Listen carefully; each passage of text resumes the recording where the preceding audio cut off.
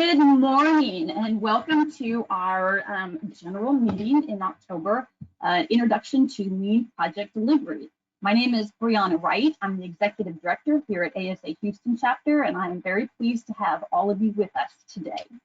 Kurt, if you can go to the next slide, that would be great. I want to thank our sponsors for the meeting today. Andrews Myers PC and Cherokee Piping. Shout out to both of those companies for helping us make these possible. And then Kurt, if you want to go to the next one. Before I introduce Kurt, I'll tell you a little bit about how we're going to do this. He's got a presentation. If you have questions during the presentation, if you can type them in the chat box, you can either type them and project them to everybody, or you can project them to me, which would probably be easier, which is the organizer. And then I will break in and let Kurt know when we have questions. At the very end, we'll also take questions, and you can either put your questions in the chat, or you can raise your hand and you can answer or ask your questions verbally instead of trying to type them all in. So with that, I would like to introduce our speaker today. Kurt Neubek is Principal Firm-wide Healthcare Practice Leader and Lean Advocate with Page, a 650-person architectural, engineering, interiors, planning, consulting firm with 9 offices across the U.S. and abroad. He has over 30 years of experience and has programmed and planned tens of millions of square feet of space across the globe. Kurt is an award-winning speaker, having presented at more than 90 national and regional conferences. He is a fellow in the American Institute of Architects, a Six Sigma Black Belt, and instructor for both the Lean Construction Institute and the Construction Owners Association of America.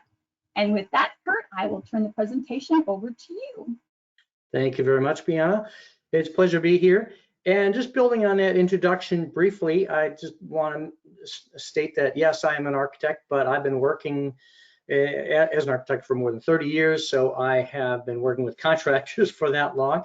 And also, I just want to stress that I'm just an architect who does this. I mean, I'm a volunteer presenter here, presenting this information essentially on behalf of the Lean Construction Institute at the invitation of the American Subcontract Association. So I just want to make it clear that I'm not selling anything. I mean, we do consult, but I'm not trying to sell any services to any of you. So I just want to make that clear, that please do feel free to ask questions. We also have, well, let's just jump in and we'll get into more of the specifics as we go on. So some of the learning objectives, that is, what's the purpose of this presentation? What are the things we're about to cover? That includes, as you can see, number one, essentially the goals and benefits of implementing Lean. We'll talk about what is Lean, and the foundation of Lean. So that includes the 6 tenets, which we'll of course describe in a few minutes, 8 wastes and how they apply to design and construction. And then we'll talk about how Lean is a shift in thinking behaviors and helps people get high-performing teams. Essentially, as subcontractors, it helps you deliver what you promise more likely, on time, within budget, more profitably, less hassle, lots and lots of advantages as people around the country, around the world, who are using Lean in construction have found.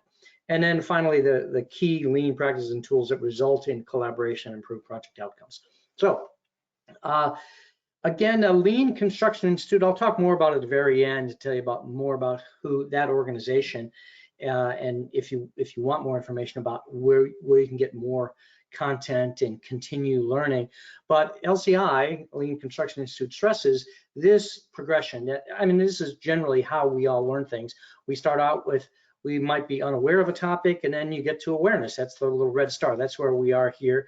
For some of you, this might be your first introduction to Lean. Some of you, you've known about it for a while, but you want to continue learning more about it. You want to keep moving up. So there's awareness, gets you to understanding, and then understanding competencies, this continuous learning loop. As you keep learning more and more about it, then eventually, you get mastery, and as any of you have mastered anything, realize that's when you sort of realize how much there still is more to learn. That's the purpose of the big red loop there. But this is very much an introductory course, and LCI has many more advanced courses, and we will talk about those at the very end. But we want to stress that this is an introduction to Lean. This is, by the way, this is a 1-hour version of what is often a half-day or a full-day workshop. So many of the interactive sessions we've adapted for this format. So for example, right now we're going to do some interaction. Ask each of you to type in the chat box on GoTo here your answer to what are some of your current challenges with project delivery. So if you'll type in the chat box now, what are some current challenges with project delivery?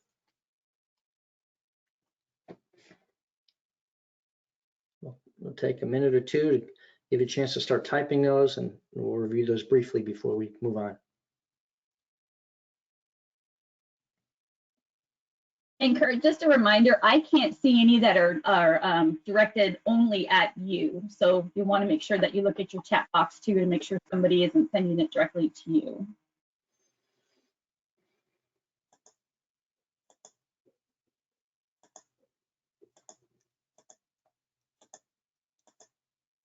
Come on, everybody, don't be shy. Put in those current challenges with project delivery that you're having, at least 1 or 2 of you. Well, it's certainly possible. Some of you are only calling in, or you're on you're driving, you're doing your multitasking, and you're not in a situation to type. So let me go over some of the things that we commonly see. We hear regularly from subcontractors and contractors about not knowing the flow. You get called in too late. You're not giving enough time. A lot of things are schedule driven. A lot of it is trying to balance manpower with the demand. Many issues with not getting the information you need when you need it, or having people show up on a site and things aren't prepped for you the way you need them for you, so you get a false start and you can waste time doing that. There's a long list of scope, schedule, and budget items that people regularly run into that Lean helps address. So let's get into some of those.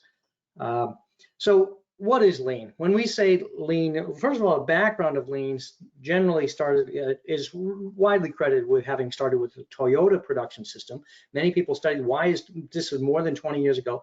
People studied why is Toyota so successful? How are they able to make much higher quality cars than other cars were being made around the world at the time, and for lower cost? How can they do that? So many people studied it, and lots of business books scores of business books written about Lean and the Toyota production system. And known over the years, people have looked at, well, how do we apply those principles, not just to manufacturing, but how do they apply, or do they apply to other businesses, to construction, to service industries, to design? And the answer is yes. So the Lean Construction Institute was formed more than 20 years ago to specifically show the application of Lean. Again, we'll explain more what that means in a minute, in design and construction. So the diagrams you're seeing there, all these things come essentially from the Lean and the Toyota production system and people who studied Toyota. And the foundation is that big diagram you see there, respect for people. Respect for people is the foundation of Lean. All too often we'll get into more of the ways that how respect for people applies to construction, but that's the foundation. It's really about showing respect for people, making sure we're including them, we're asking for their input. The people who are going to do the work, ask them what they think. That's so essential. All of you who are subcontractors will certainly appreciate and understand and respect that. Gosh, you wish someone had asked you sooner, what do you think? And you could have told them, well, this is what we need, or this is what the situation, and here's how we can adapt, or here's how we can do it better, or whatever. If someone had just asked you at the right time, ask the people who are actually going to do the work. So respect for people, it ripples through. It's just a foundation to Lean. And then other things, there's generating value, eliminating waste. We're going to talk more about these in a few minutes. But another one, continuous improvement. Sometimes you hear, but again, because it comes from Toyota, often you hear some Japanese words. LCI doesn't use any of the Japanese words, but occasionally you hear some Japanese words when people are talking about lean and continuous improvement. Kaizen is a word you might hear. That's essentially another term for the continuous improvement, always looking for ways. How do we establish a standard, train everyone on that standard, and then how do we keep improving that? Again, asking people, what do you think we should do to do this faster, better, cheaper, higher quality, whatever it is you're trying to achieve. And then finally, optimizing the whole. All those things are important. Frankly, it's easy to sub-optimize, to take one area and say, well, if we just look at this, we can save a bunch of time and money if we essentially offload that to other people. If we shift that burden upstream or downstream, it'll simplify us. It'll simplify a particular task. But you don't want to do that because that doesn't help. That doesn't help the whole. So always looking at optimizing the whole process.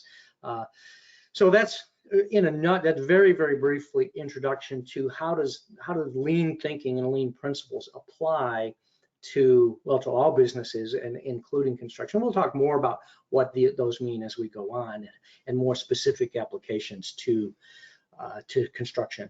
But then LCI also has what they call a lean operating system. Essentially, what are the principles and practices that we can adapt or adopt, and in order to create that unison and create the flow and do all these things. So the lean operating system is a foundational, well, you'll see the principles and practices. That's a big part of what we'll be talking about.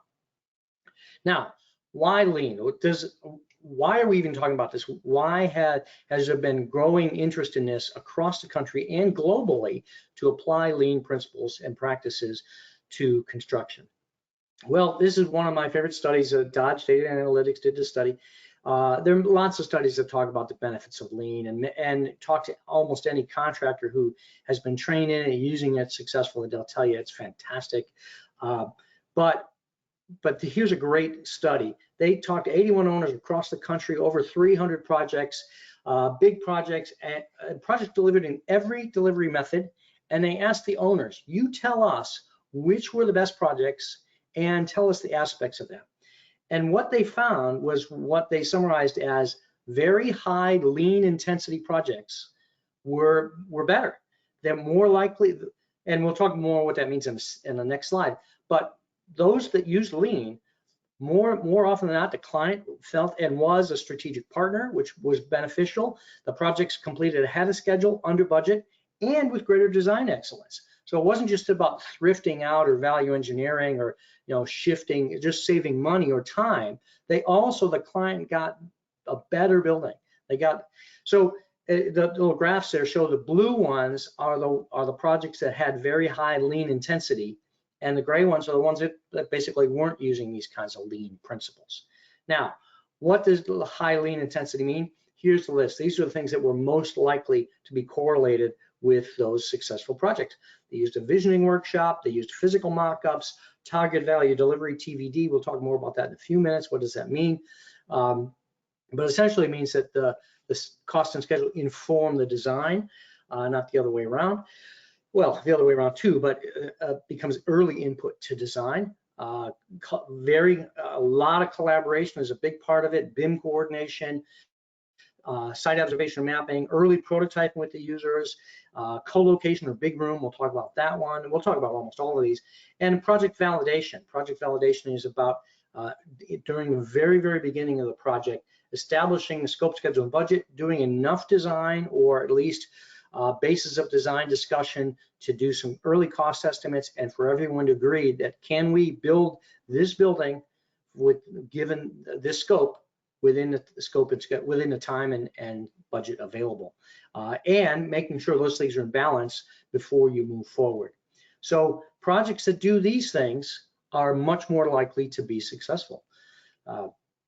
So what does a lean project look like? I mean, if I were doing this entire presentation on one slide, this would probably be it.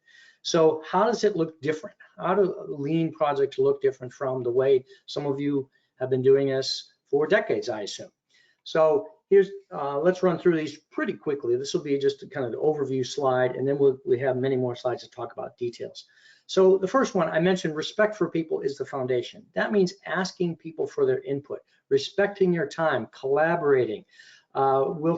we'll see how that ripples through in many ways. The picture on I'm going to go on vision and partnering session, onboarding, making sure as people are added to a project, whether it's may start with the owner and the architect, and then engineers and consultants and contractor, and then subs, and as people get added to the team, that they get to be part of understanding the vision and the partnering and the rules of engagement, how we're going to work together and treat each other well, and use, again, respect for people, how we're going to respect each other, and what's known as conditions of satisfaction. What are the, again, sort of rules of engagement or values or principles that we're agreeing on this project or project specific to use for this project going forward. And many of them become common from project to project for projects that have this kind of lean focus. The next one on the list is called the big room, and that's sort of picture in the upper right, or I mean, many of you have probably seen pictures of the idea. It's about collaboration. Again, with that, the concept of respect for people is the foundation. If you don't ask people for their input, that's a lost opportunity. Ask people who are actually doing the work, what do you think? How long is it going to take? If you had these inputs ready, what do you need in order for you to do your project, your work, or your scope, or your trade, or your task most efficiently?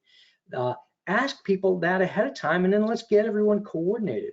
So big room is about getting more people than just a standard owner, architect, contractor weekly meeting. It generally involves more people than that. We'll drive into that even more detail in a few minutes. Pull planning, or last planner system. Many of you probably have heard of that.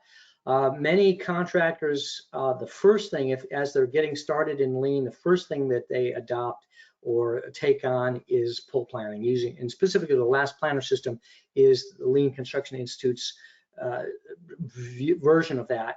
It's a very robust system, well thought out, well proven. It's worth learning more about the last planner system, and of course we have many slides to talk about that today. Target value delivery. Now, as these go on, you'll see some of you contractors or subcontractors might be a little less exposed to these things. Some of them happen more in design. Some of them don't happen on all lean projects, but they're part of this whole ecosystem. They're part of the whole suite of tools and approaches and practices that are used for people applying lean to be successful. So they would include, like, target value delivery is establishing a pre-designed budget, working with cost estimators from the very beginning of the project to establish a reasonable budget before you start design, as input to design. And then it's iterative, a continuous cost estimating as you go through, and also relying on the subcontractors along the way from the beginning, as soon as they can be brought on board. If it's traditional design, bid, build, then they might not be brought on until bidding, but if you can get them involved sooner, that's great. And incidentally, lean is independent of the contract type. We'll talk more about that in a few minutes, but you don't have to be on an IPD, integrated project delivery project, to use lean. Again, we'll get into that, but the target value delivery is about making sure that the entire team is committed to delivering a project within budget. And that includes during construction and working with all the subcontractors and all the trades. And in fact, again, part of respect for people, you more commonly now hear the term trade partners, not just a subcontractor, but trade partner says, we value your input.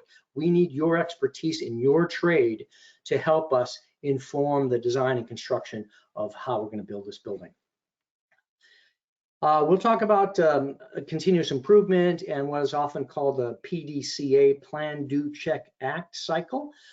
It's also called PDSA, Plan, Do, Study, Adjust, and we'll see how that applies. But that generally means you want to run through iterations quickly. You want to develop tools so that encourage quick iteration and evaluation so that you can make informed decisions. So that includes things like mock-ups and Cardboard City, and using BIM and virtual reality, and even Post-it notes and sticky notes are one of the many tools. You want to encourage simple tools that really focus on the collaboration.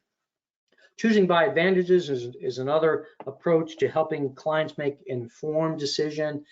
Very thorough process to help evaluate option A, B, and C. Here's as an example, here's 4 different mechanical systems. How do we pick the right one for this building? Choosing by advantage looks at not only pros and cons and costs and benefits, but also evaluates those in a way that helps you weigh the benefits of the advantages against the cost. You also will hear the term A3 or A3 thinking when people who have been trained in lean. And an A3 is literally the piece of paper that's 11 by 17 in the European and other international standards. They call it A3. There's A2, A3, A4 sizes. And A3 is basically 11 by 17. And the idea is you basically document if there's something you need to evaluate using the scientific method. What's the problem? What's the what are the given facts? What's the analysis? And what's the recommendation? We'll dive into all of these or most of these in a few minutes more, but the overview I think helps to give a sense of how is a lean project different from something else you may have been involved in. And again, those A3s are not just during design. They can certainly be during construction to help evaluate and help the team collaborate and make informed decisions. Set-based design, that happens more in the design phase. I won't get into a lot of that today, given this audience, but that's another term you may hear in lean projects. Mistake proofing or poka-yoke, or sometimes poka-yoke. That's essentially as we're designing and even planning and during construction, thinking through how do we set this up? How do we plan this and implement it in a way that reduces chances of mistakes being made?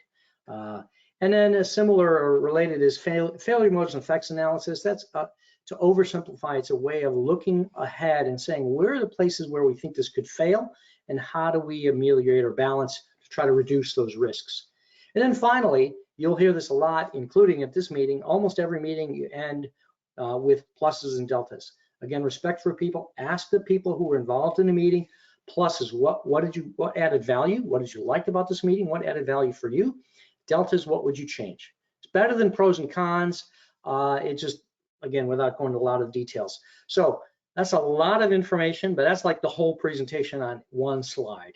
But now let's get into these in a little bit more detail. So lean allows projects to look at things, better manage risk and more collaboratively, more likely for projects to be delivered on time, within budget, minimizes waste and rework. Who doesn't like that? Team-wide reliability, that collaboration and coordination with the team. As you all know, all of us are dependent on someone has to do some work ahead of time for us before we can do our work, and then whatever we do, someone else needs that downstream. So there's this supplier-customer relationship in everything we do, and understanding who are your suppliers and making sure we're all talking to each other. Higher customer satisfaction, that's not only internal customers, the person who uses your output, but the end customer, the user, the owner, people like that. And then fair profit, that's another thing that in lean, it's not about squeezing someone for someone else to win. We want everyone to win. Again, respect for people. How do we help everyone win in a project? So some of the key goals: achieve reliable workflow. Big part of lean is so many projects, there's starts and stops, there's there's waste, there's gaps. And if we could just get everything planned so everything moves just fluidly from step 1, 2, 3, 4, 5, all in a row, then you all know most projects could be built in a fraction of the time that they take, just because of the amount of time, the number of days where nothing is happening on the site, or parts of the site where something could be happening, but those people weren't available or they're waiting for something. So really focusing on how to achieve reliable workflow, maximize the value to the customer. We'll talk more about that in a few minutes, and minimizing waste, we're going to talk a lot about. Optimizing the whole, we touched on, and then the discipline of learning and continuous improvement. Again, respect for people, what really makes lean work. I mean, you're going to hear a lot of words and tools and approaches, but like this picture, it's about getting people involved and encouraging the frontline people actually installing that tile or whatever they're doing. Ask them, what do you need? And coaching and training them to make better informed decisions and to use their expertise to help inform the rest of the project. Some of the benefits, now this is recap. Safer, well, we didn't talk about safety, but people find that if you're using these lean processes, it tends to improve safety. fewer incidents and injuries, project being more effective, more productivity, and satisfied stakeholders. These are all things that are benefits of using lean. Again, people using lean in construction are finding these things. So the key elements are organization. You have to make sure that there's a team structure in place to improve outcomes. Then this is, I mentioned earlier, the commercial terms, meaning the contract, the nature of the contract. Lean is contract neutral. You don't have to have an IPD agreement. Some people, there are a lot of projects when IPD, integrated project delivery, which is a single form of agreement where it started out originally the owner, architect, and contractor all signed one contract. And now it could be a multi-party agreement that's used all around the country. But it started with Sutter Health in California 15 or 20 years ago. And they used IPD, integrated project delivery, single contract, and many lean principles. So many people in California find it hard to separate those because they've done projects over both lean and IPD. And so they think it has to be an IPD project to use lean, and that's just not true. You can use these no matter what the contract is. And then we get to the operating system. Again, these principles and practices, which is what we're going to cover today. So let's get into some of this operating system. People, practice, and principles. So the principles. The first one is these 6 tenets, and that's the diagram we talked about earlier, but now we're going to drill down just a little bit more. Respect for people, probably already covered that one well enough. Generating value. So what is value? Well, you have to first of all agree and understand the concept of customer and supplier. Everything we do, everything, I mean, even my giving this presentation, when you're going to finish this and you're going to get on the phone, you're going to do some work or whatever, you're going to go install something, whatever you're going to do, you have someone who has supplied you some input that you needed before you could do that. You're going to do this to the best of your ability, meeting what you think are the requirements, and then you're going to hand it off and someone else is going to use that. Now, the people you need stuff from are your suppliers, and then you're going to be the provider or the doer, or there's various other terms for that. And then the person who uses your output downstream is the customer. So so value is defined by the customer. This is essential to lean, understanding who is the customer. So a big part of this collaboration and coordination between trades and everybody on the design and construction team is about understanding, so who's going to use my output? So using myself as an architect, when the architectural team is drawing a reflected ceiling plan, for example, the electrical engineer may need that or does need that before they can lay out the ceiling lights, for example. And if the architects produce a set of drawings and the ceiling isn't drawn yet, well, then that hampers the electrical engineers. Or if there's something missing that someone downstream from you needs, then that's inadequate. So understanding your customer, when whatever you do, is not only the end customer, the person paying the bills or the user, but it's also the person immediately downstream or sometimes several steps downstream who rely on your output being something that they can use, being thorough, complete, meeting standards, etc. So value is determined by the customer.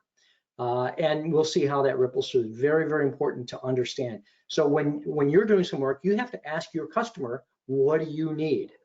And we'll talk about in a few minutes, how do we do that applying lean in design, and particularly using the last planner system. Eliminating waste. Waste is a big, big part of lean. Many people, in fact, many people, they think that's what it is. It's about cutting out the waste. There's more to it than that, as you've already seen, but it's a very, very significant part. The more we all think we're already very efficient, we've already cut out the waste, but the reality is once you're trained on lean and all the different types of waste, you see waste in a new way, and you find people get more creative about eliminating that waste. We're going to touch on that today. Again, this is just a 1-hour overview, so we won't drill down very deeply, but helping you identify what are some of the ways you can see waste more readily would be beneficial. Focusing on flow, again, we're going to see how if if we could just do step A followed immediately by step B, and if the next person who did step C knew when they were needed, you can all imagine if everyone were lined up and scheduled perfectly, then, and if you always had all the materials and the answers and the decisions that you needed, project could go so much more smoothly and more it just with less stress for all of us would be a better project. So that's why focusing on getting flow is really helpful. Continuous improvement, we mentioned one of the ways, a big part of lean is helping people, the frontline workers, folks doing well, and for that matter, middle managers and executives. How do all of us work to continuously improve what we're doing? Set a standard, make sure everyone trained to that standard, and then encourage people to find, but how do we do that even better? How do we do that even better? How do we reduce waste, increase value, you do it with fewer people, more profitably, less time, less waste, all those kinds of things. And then again, optimizing the whole. Don't sub-optimize, don't just make one area efficient at the cost of something else. So there have been many studies, some of you probably know, that when you look at efficiency and productivity over time, there are graphs over time that have been around for decades that show that the productivity of the world generally, and especially manufacturing has been going up tremendously. And this study showed it was only 12% waste, widely recognized in manufacturing. But in design and construction, there's an enormous amount of waste that's happening there. And so a lot of that is how do we define waste and how do we eliminate it? Oops. So again, value is about what the client or the customer is willing to pay for, okay? Things that you're willing to pay for, you have to imagine one way to identify value. In lean, often we'll do what's called value stream mapping. You follow somebody around or a team, and you identify what are all the steps that it takes to do this project, and how long does it take to do all those things, what information do you need, and essentially to do a flow chart of how do you deliver projects. And then you start seeing the waste. And what adds value is what would the client or the customer be willing to pay for, and what are the things they don't really want to pay for. If you say, well, now we're going to have people sitting around waiting for materials, so I don't want to pay for that. Or we're going to have people on site to do a project that could take 2 days, but we can only do the first day, and then we have to come back and wait another week for other people to finish things. But we're going to have to charge you, there's an inefficiency, there's extra travel time, whatever it is. The client would say, well, why don't you just do that in 2 days? Well, you have reasons, but that's an example of a waste. Or it's not value, it's waste, is the things that they don't want to pay for. So that whole idea of value is about what, and you are sometimes a customer too. Remember, someone who's supplying things to you, you're the customer to ask someone, here's what I need. And really, we talk about value and waste together there, but it's the things that people don't want to pay for is waste. So now, how does this apply both in manufacturing and construction? There are these 8 widely recognized types of waste, and a number of acronyms. One's called Tim Wood, another one's called downtime. Those are just acronyms to remember these 8. But one is over and under production. If you're overproducing, that's just what they call the mother of all waste, that it increases all these other, it causes more of these other wastes. Waiting is certainly something that we all recognize. Anytime you're waiting, I mean, you're a customer, if you go to the doctor, you have a 12 o'clock appointment, and you get there before noon, but then you're sitting around for a half an hour. It's just waste, and it's infuriating. And why can't they schedule the times better so that I don't have to waste my time? We all feel that way, and certainly in delivering construction projects, we all hate waste. Waiting is a big waste that we see, and a big part of the value stream mapping, looking for ways to reduce waste. Waiting is a big one. Unnecessary transportation, moving things back and forth, over processing, that can include over designing that later gets thrifted out, certainly can be, well, lots of things. Again, we could spend an hour on each of these and use very, very specific construction examples. But again, in an overview, 1 hour presentation, we just have time to touch on these. Excess inventory is a big form of waste, because as you can imagine, if you have well, if you have excess inventory, excess more than you need, then it's going to take up space. It's going to cost you money for that. If it gets in the way, you have to move that. Again, that causes unnecessary motion. It causes waiting on transportation. So many of these things domino. If you reduce one, it helps reduce the others. Unnecessary motion, that's slightly different from transportation. That's motion from here to there as you're doing some work. And let's reduce that so we get things in a place where we're being very efficient. We're reducing our motion and unnecessary motion. Defects, clearly, once there's a defect and you have to go back and fix it and tear it out, that's expensive, time consuming, hurts quality. Nobody wants defects. So how do we build in checks and balances so to where we don't have defects? And then again, finally, that unused creativity of the team. That's that respect for people. In fact, originally there were only 7 wastes, and then people realized, no, one of the most important wastes is if we don't ask the people who are doing the job, what do they think? How do you want an improvement? What would you change? Then that's a waste. So here's an example of, so people do what's called a waste walk. They'll go on a job site, and again, once you get more training about the kinds of waste and what to look for, people will walk around the site and say, well, gosh, there's that, what could we do? I know of contractors that will do things like they'll videotape, set up video cameras and watch folks installing things, and then sit down with them and say, hey, look, we want to help you. Again, we don't want to, this is not about squeezing your profit or anything like that.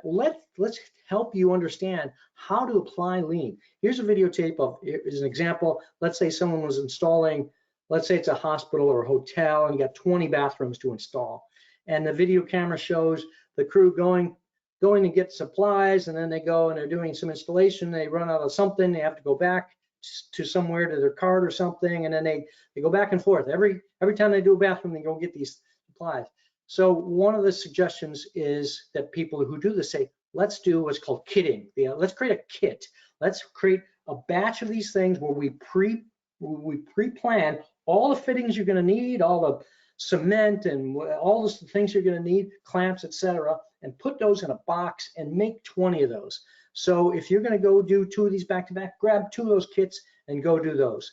So you'll have everything you need in one place. The amount of time, yes, it takes a little time to create the kit, but it more than pays for the lost time in moving back and forth. And again, sometimes contractor will say things like, the general contractor will say, look, let's just get you a cart. Yeah, I'm not trying to, and yes, you'll save money and you'll be done faster and great. We're not asking for more money back. It'll just help the whole process to help you be more efficient. So now we're going to do a pause and have some interaction here again. And what are some examples of waste you see in the design and construction process? So in the chat box, if the chat box is working, please take just a minute to enter some examples, to type in some examples of waste that you see in the design and construction process. It could be things that you see others doing. Sometimes that waste is easier to see than your own, or there might very well be things that you know drive you nuts about your own organization.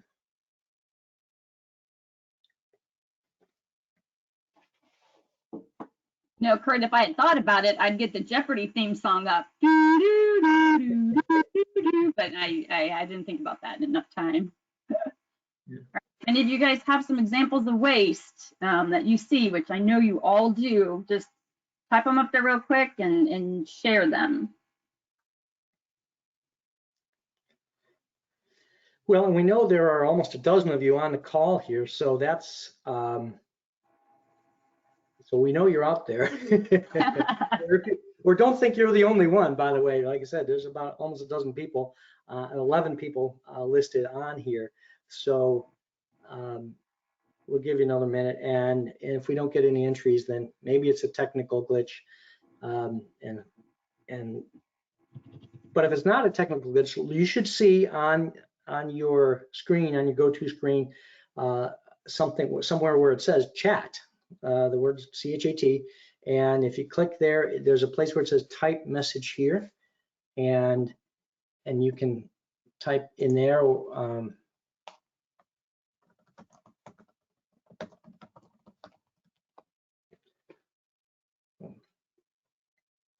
All right, well, we're going to keep this moving. But some examples, well, I already gave some examples. We would have touched on others that some of you see. All right, so let's go on. Now, we mentioned PDCA, the Plan, Do, Check, Act. That's a way of looking at continuous improvement.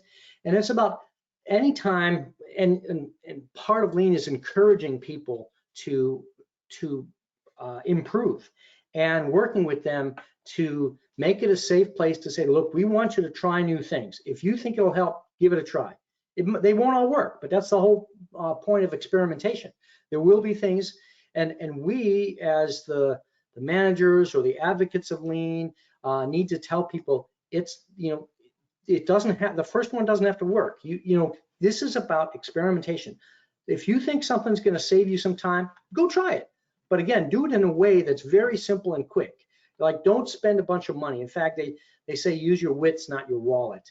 So you don't have to spend money to do this. But if you think there's a clever way to try something else or save some time, then try that out. See, and then check. Did that save us any time? If not, make some revision, revise the plan, try it again. So that's why it's this circle. So that Plan, Do, Check, Act, or Plan, Do, Study, Adjust. You hear that sometimes. That's a big part of it. Now, the people.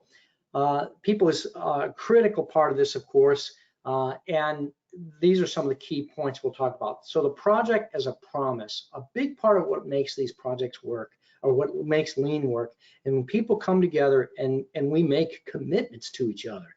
When someone, and we want to, again, make it a safe place where you say, look, we want you to give us your most reliable promise. So it's a network of promises or commitments. That's what a project is, right? I mean, you're relying on someone to get, if they say they're going to have that installed by Tuesday, so you can start your work on Wednesday, then you want it done by Tuesday as they promised. And someone else is counting on your work to be done on Wednesday, so they can start on Thursday. So the more we can realize this is about making promises to each other and coordinating, because if something upstream happens and you can't get it done by Tuesday, well, then we need a way to make sure everyone else knows. Allows us to improve the quality, take responsibility for managing the team, and then realizing with this network of commitments, it would be helpful to have a tool, and that's what the Last Planner system is really good at. So just a little bit more about when I was describing earlier that performer, customer, or supplier, performer, and customer. So we have these steps. Someone has to request. Someone requests this. If you go to a coffee shop and say, I'd like a medium cup of black coffee, you're the customer. You're telling the supplier, here's what I want. They read back to you, okay, medium cup of black coffee. That'll be a whatever, $2. You may pay for it now, or maybe pay for it when it's done. But there's an exchange of information, and then when they give you the cup of coffee, if it's not right, you tell them, no, this is, I asked for black coffee and this is tea or whatever. Then there's an opportunity to make it right. So that basic exchange, which we all know, is something that we need to apply during construction. So one of the ways we do that is what's known as conditions of satisfaction. And that can start as simple as like value statements or vision statements and goals, specific goals for the project, the number of people it needs to hold, or the square feet, or the completion date. Can be those kinds of normal project goals, but also significantly in a Lean project, it'll include things like, we want to finish a project where we're all still friends. And if that's a goal for the project, that's going to affect or that might very well affect our behavior along the way. If we commit and tell everybody who reports to us, look, we're going to do this job where we can stand behind it, and we're going to leave friends with the people who are our suppliers and our customers. What do we have to do differently to make sure that happens? And if everyone on the team did that, how would you feel about working on a team like that, where everyone said, we're going to make sure we hold our commitments so we can finish this project as friends and do another one with these folks. So then practices. We're talking about people, practices, and this is a big part of it. So there are work cluster organizations. Very often the teams will be broken into, there's executive management, of course, but then depending on the project, you split into multidisciplinary teams that sometimes it's the core and shell, sometimes build out, MEP, the different buildings or different floors, depending on the group of people that really need to work together. But then they start having meetings and planning things ahead as early as possible. Big room we talked about earlier, that it's an opportunity for everybody to get together and improve communication, it improves decision making, reduces silos and reduces the chances of someone saying, well, if I had just known you guys were going to do that, I would have told you a long time ago we can't do that, because folks get exposed to things. So you might be asking, well, we can't afford to have everybody in a meeting all the time. That's certainly true. So the way a big room works, it varies. Sometimes, well, it certainly high-performing teams, adding value, driving down costs, advances the work quickly, and it does reduce waste, rework, and waste. And that collaborative brain power, again, harnessing the value of the people in the room helps a project. Now, that can be, you may have heard about big rooms. Some big projects get an entire team together, the design and construction team, and they take over a big, like a whole floor or a warehouse, and an office there, they have their conference room there. Some projects do that, but not all big rooms have to be that extreme. You can decide the cadence depending on the project or even the phase of the project. It might be a weekly meeting or an afternoon meeting or every other week during certain phases of the project. You can change that, you can set that, but still the idea of coming together so everyone is up to speed on the decisions that were made. You talk about the topics for the week, there's a schedule, there's an agenda, people know what's being discussed, it's organized, it's inclusive, collaborative, things like that. Now, last, planner system. I mentioned this earlier, this is a very important part of it. If there's one thing that contractors tend to take on as one of their first things in Lean, it's the last planner system or pull planning. When there was previous studies that showed that more than half of activities planned in a week did not get done in a week on construction projects typically. And so last planner system was specifically created to reduce that. So it did these different levels of planning in the last planner system and pull planning, and we'll talk about what that means in a minute. But first of all, you establish the milestone plans, and then you say, these are the things we should do. So you develop phases, and then you do pull, which again, we'll describe in a minute why we call it pull planning. Then there's look ahead schedule, which tend to be a week or 2 week look ahead of schedule, and then the individual weekly work planning, and then even daily stand-up meetings or group meetings to talk about where are we, are there any surprises, things that we need to adjust. And people who do this get so much benefit out of it. A lot of it is using, you may have seen Post-its on the wall, and again, they have slightly different views depending which of those phases you're dealing with. But the difference between push and pull, push is when essentially you tell someone you create something and then someone downstream will use it whenever they need it. That encourages waste because it's overproduction. It might be out of schedule, it might be out of sequence. There's lots of things. Where pull planning is more of you need it just at the right time, and you can be clearer about what the requirements are. So when you're doing pull planning, again, picture those Post-its on the wall. And by the way, we have lots of projects where we've been doing this virtually, virtual pull planning. I'll show you a slide of that in a second. But when you're doing these pull planning, what you do is you say on your Post-it, you say, here's the work I'm going to do. And we start at the end. Pull planning starts at the end. You say, all right, if we're going to have opening day on this day, what's the last thing we're going to do? The ribbon cutting. What has to be done before that? Well, we do final cleaning. What's done before the final cleaning crew can come in? What has to be done before that? Well, then we do, and you start identifying, well, what do those people need done? Well, we need to have the inspections done in order to do the paperwork too. So you're putting things on the wall and you identify, for me to do this is what has to be in place. If all these things are done, then I can do my work in 3 days. But if I don't have all of this, I can only get stutter start, and it'll take longer.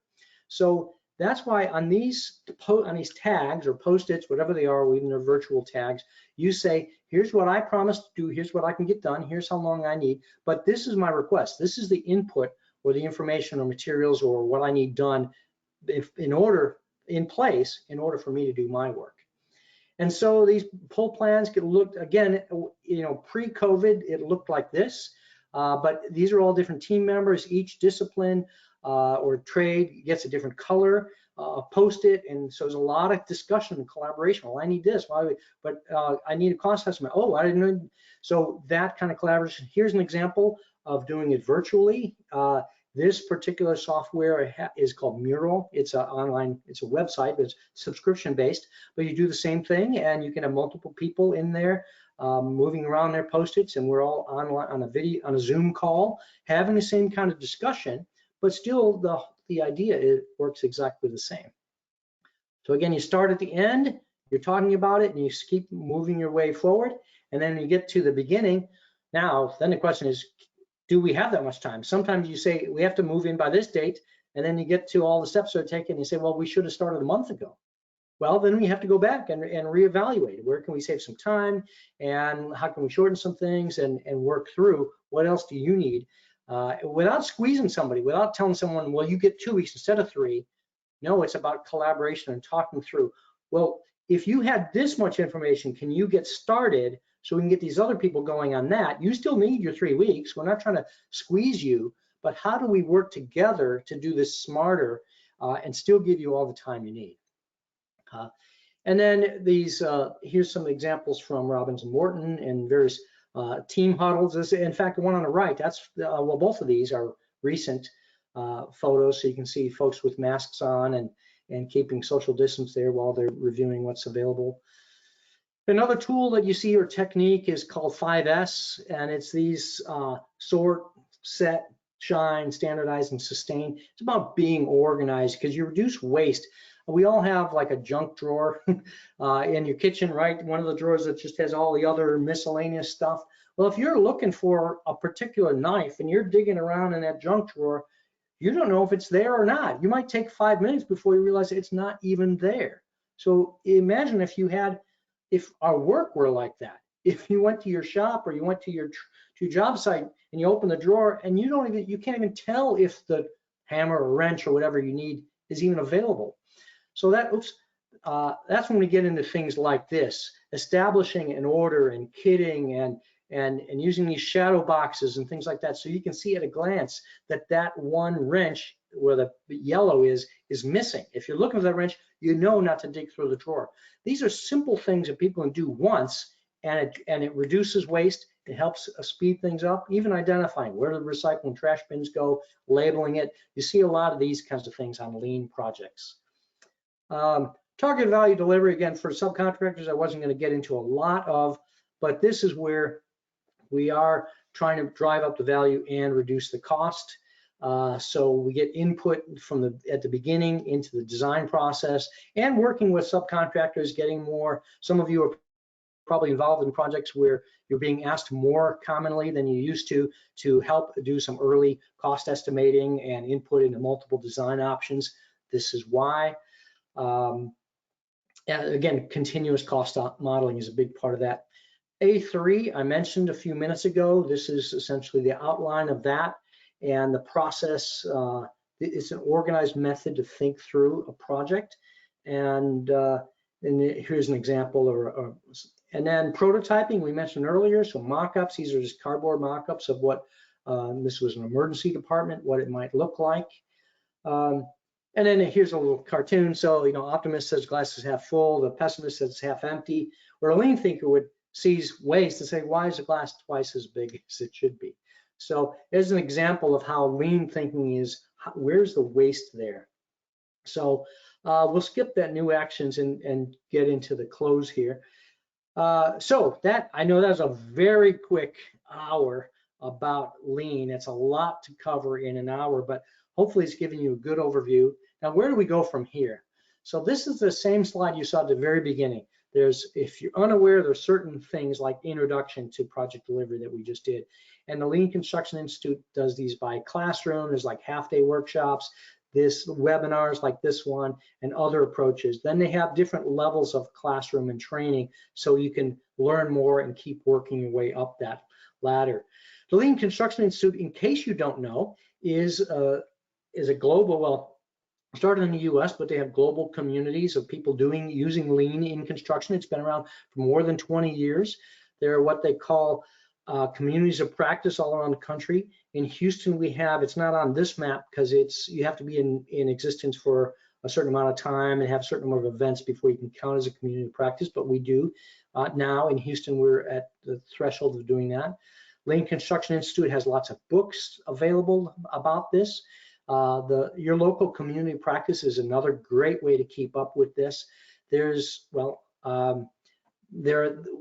LCI has what they call their e-learning courses. So these are things that the local community practice can help you share. These is very low cost or no cost in most cases. The Houston, well, again, technically it counts as a lean interest group as part of the Lean Construction Institute. And if you want to take a picture or snap those URL codes there, the Lean Interest Group, if you want to become a follower or member of the Houston Lean Interest Group, that's what the first one is, or just go look on LinkedIn and look for LCI Houston. And then the one on the right, we have the Houston group has one of these e-learning series coming up specifically about the last planner system. And that's coming up on the 28th at 5 p.m. Central Time. So that's another great opportunity. I think that's only $5 a person to attend that. So you can find more about that on LinkedIn or again with that code there. And then finally, just a couple, I know we're right at the hour here. The LCI has their annual, what they call their Congress, their big annual convention. This year, of course, is virtual, but it's coming up soon. It's the 19th to the 23rd. So you can look on leanconstruction.org and get to it, or directly with lcicongress.org/2020. And then if there are any questions, go ahead and type those in. But then we also, again, end meetings with this, with plus and deltas. It's a good idea to ask at the end of every meeting, pluses, what added value for you? What did you like? What would you tell other people about? And then deltas, what would you change? What didn't add as much value for you? So if your chat is working, we'd love for you to type in a little plus sign if it's a plus, things that are working, or a minus sign if it's something you would change. All right, I've been monitoring my email and my text, and there are actually several people who they can't find the chat box. They just have something clicked or unclicked, and they can't see the gray box that you and I see that shows everything. So one thing I've learned is that I'll do a quick screen share at the very beginning of each one of these to show people how to pull those up.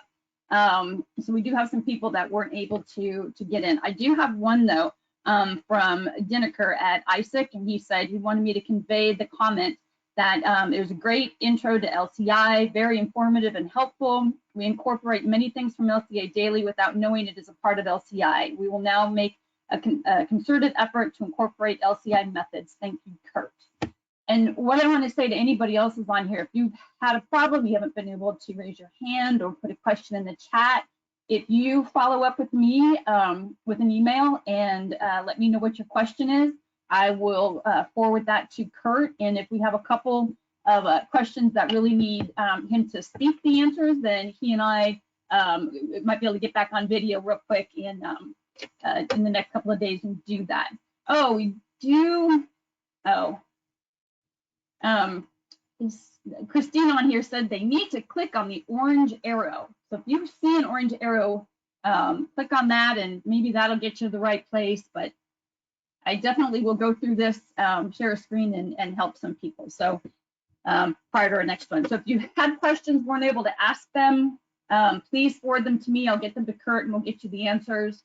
And then we'll also follow up with a link to today's program to everyone who is on here. All right. So I hope you enjoyed it. Thank you for the comment that you were able to send in to Brianna. Thanks very much for that. We appreciate that. I apologize that the technical difficulty on the chat. But again, if you're interested in knowing more, the LCI chapter, and we can do more of these, and we can certainly work with ASA to do more joint events like this. Fantastic. Brianna, Thank you so much for your time today, Kurt. You have a great rest of your day, and thank you all for joining us.